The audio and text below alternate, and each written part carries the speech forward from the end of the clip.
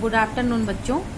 देखिए हम लोग सिंधु नदी तंत्र शुरू किए थे तो कुछ पॉइंट्स हम पढ़ चुके थे। उसके आगे से हम लोग देखते हैं जो सिंधु नदी हमारी है वो जो है इसका जो तंत्र है वो सबसे बड़ा तंत्र है। तो इसमें जो है बाईं ओर से कौन सी नदियां जो है बाईं ओर से आकर के मिलती है। मैंने आपको बताया था कि पंचनद जो है वो सतलज, ब्यास, रावी, चिनाव, झेलम ये संयुक्त रूप से जो है किसमें मिलती है, सिंधु नदी में मिलती है। ये 5 नदियां हैं और 5 नदियां जो मिलती हैं इसी को हम पंचनद कहते हैं। और ये सिंधु नदी में पाकिस्तान में कहाँ पर मिलती है, मिठानकोट के पास मिलती है। इतना हम लोग पढ़ चुके थे। आगे से हम लोग देखेंगे। नेक्स्ट पॉइंट हमारा है कि बाईं ओर से जो नदियां इसमें मिलती हैं कौन कौन सी हैं, जास्कर, सोहन और सिगार। ये बाईं ओर से मिलने वाली नदियां हैं, जास्कर, सोहन और सिगार। और सिंधु की सबसे बड़ी सहायक नदी कौन सी है, झेलम नदी है।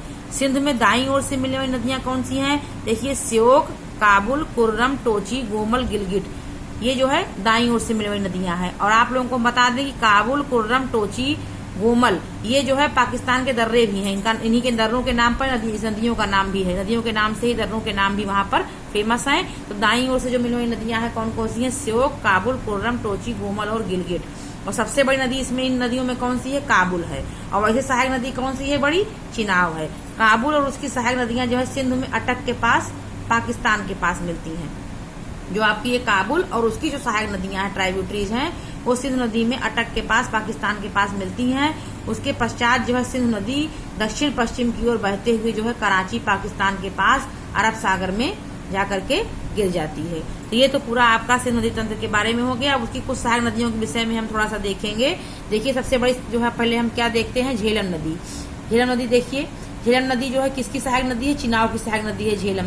यह नदी जो है कहाँ से निकलती है, यह पीर पंजाल पर्वत श्रेणी के पाद में स्थित बैरीनाग के समीप शेषनाग झील से निकल करके वूलर झील में मिल जाती है। फिर आगे बढ़ करके भारत पाकिस्तान की सीमा के समानांतर बहते हुए पाकिस्तान में झंग नामक स्थान पर चिनाव से मिलती है। जो हमारी झेलम नदी है ये चिनाव की सहायक नदी है। ये निकलती कहाँ से है, पीर पंजाल पर्वत श्रेणी के पाद से। पाद का मतलब आपको मैंने बताया था जब हम हिमालय पढ़ रहे थे कि जो पर्वत के नीचे का स्थान होता है उसको हम पाद कहते हैं। ऊपर का क्षेत्र शिखर और नीचे का क्षेत्र पाद होता है। तो पीर पंजाल श्रेणी के पाद में स्थित बैरीनाग जो है एक स्थान है, वहां से बैरीनाग से ये के समीप शेषनाग झील है, वहां से निकलती है और वूलर झील में जाकर के मिल जाती है। और फिर जो है यहाँ आगे बढ़ करके भारत और पाकिस्तान की सीमा के समानांतर बहते हुए पाकिस्तान में झंग नामक एक स्थान है, वहां पर ये जो है किससे मिल जाती है, चिनाब से मिल जाती है, झेलम नदी। ये हो गई झेलम नदी की बात। अब जो है चिनाब नदी के बारे में देखते हैं। जो हमने आपको बताया था अभी कि सिंधु की सबसे बड़ी सहायक नदी है चिनाब। यह नदी जो है हिमाचल प्रदेश में बड़ा लाचाला दर्रा के दोनों ओर से चंद्र और भागा, ये जो आपकी चिनाब नदी है ये 2 नदियों के रूप में जो है डिवाइड हो जाती है, चंद्र और भागा। एक शाखा इसकी चंद्र कहलाती है, दूसरी शाखा इसकी भागा कहलाती है। और ये नदी जो है हिमाचल प्रदेश में बड़ा लाचाला दर्रा के दोनों ओर जो है चंद्र और भागा नामक 2 नदियों के रूप में निकलती है। और हिमाचल में है चंद्रभागा। यही चंद्र और भागा जो 2 दर्रा के मतलब दर्रे की जो है इस तरफ जो है आपकी चंद्र और इस तरफ जो है आपकी भागा बहती है। फिर जब हिमाचल में आती है तो ये दोनों जो है आपस में क्या करती हैं, मिल जाती हैं और क्या बन जाती है, चंद्रभागा में बन जाती है। और चिनाब नदी जो है वो अन्य 4 नदियों में संयुक्त होकर के मिठानकोट में पाकिस्तान में जाकर के ये भी जो है किसमें मिलती है, सिंधु में मिल जाती है। तो ये जो है आपका चिनाब नदी के विषय में हो गया। उसके बाद रावी नदी देखिए। रावी जो है वो चिनाब की सहायक नदी है। जो है यह नदी हिमाचल प्रदेश के कांगड़ा जिले में रोहतांग दर्रे से निकलती है। ये हिमाचल प्रदेश के कांगड़ा जिले में किस दर्रे से निकलती है, रोहतांग दर्रे से निकलती है। और इसकी घाटी को हम कौन सी घाटी कहते हैं, कुल्लू घाटी कहते हैं। उसके बाद जो है ब्यास नदी हमारी है, सतलज की सहायक नदी यह भी है। ब्यास नदी जो है किसकी सहायक नदी है, सतलज की सहायक नदी है। रावी नदी के उद्गम स्थल के समीप ही ब्यास कुंड से जो हमारी ब्यास नदी है, जहाँ से हमारी रावी नदी निकलती है उसी के समीप जो है ब्यास कुंड एक स्थान है, वहां से जो है ब्यास नदी का उद्गम होता है। और यह जो है सतलज की सहायक नदी है।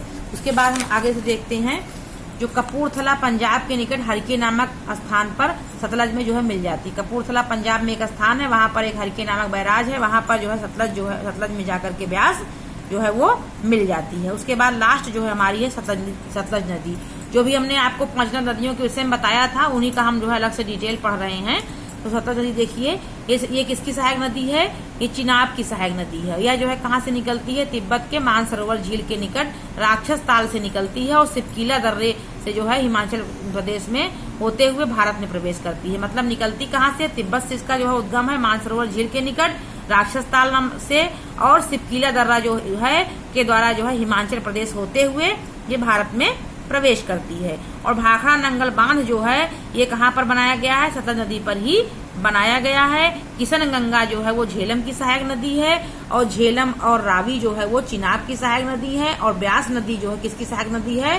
सतलज की सहायक नदी है। अभी जो हम इन नदियों के विषय में पढ़ रहे थे, झेलम, चिनाब, रावी, ब्यास, इन सबकी सहायक नदियों के विषय में भी हम पढ़ रहे हैं कि जो आपकी किशन गंगा है वो झेलम की सहायक नदी है, और झेलम और रावी जो है वो किसकी सहायक नदी है? चिनाब की सहायक नदी है। ब्यास नदी जो है वो सतलज की सहायक नदी है। और भारतीय उपवाह तंत्र का 77% भाग की नदियां जो है क्या करती हैं? बंगाल की खाड़ी में जल विसर्जित करती हैं, जबकि अरब सागर में मात्र 23% जल जो है वो नदियां गिराती हैं। ये मेन पॉइंट है, इसको आप लोग ध्यान देंगे कि जो ड्रेनेज सिस्टम भाग जो है इंडियन ड्रेनेज सिस्टम में जो 77% जो आपकी नदियां हैं वो जो है बंगाल की खाड़ी में जल विसर्जित करती हैं, जबकि जो अरब सागर में जो है मात्र 23% जल ही गिराती हैं। तो ये हम लोगों ने जो है सिंधु नदी तंत्र को आज जो है पूरा कंप्लीट किया। आप लोग जो है वीडियो को ध्यान से देखेंगे और सारे पॉइंट्स को जो है अच्छे से समझेंगे और सबका जो है नोट्स भी लिखेंगे। आज के लिए इतना ही बच्चों, धन्यवाद।